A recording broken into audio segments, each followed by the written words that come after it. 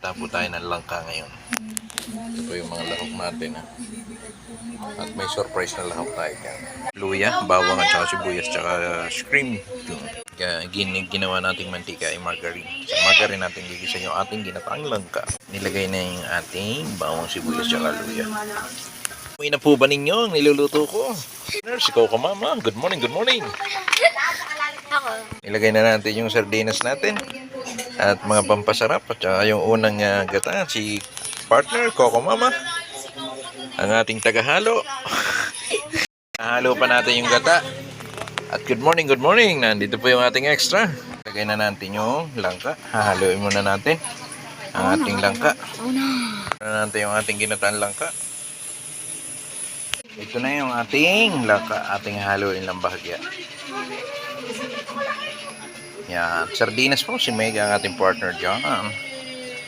Limang nakalagay sa freezer. Pinatutulog muna natin. Sasama natin sa langka yan. Gawin natin ang alimango. Ang ating ginataan langka. Ito pa kukuluan lang natin. Kukuluan na natin sa tubig. Ito ang ating ginataan langka na may alimango. Mga katiyan. Good morning, good morning. Nahaluin lang natin. Tatakpan muna natin ang ating ginataan langka na may alimango. Mga katiyan. Good morning, good morning. Kuluan niya yung ating ginataan langka na may alimango. Mga katiyan. Good morning, good morning. Abuong. Yamin ang ating ginataan langka na may alimango. Mga katiyan. Good morning, good morning. Haluin lang natin yan para maging sanit portion yung lasa natin mga katiyan. Good morning, good morning. Good morning. Lang natin kasi nilagyan natin ng konting asukal ating ginataan langka mga katiyan. Medyo naluto-luto na po yan.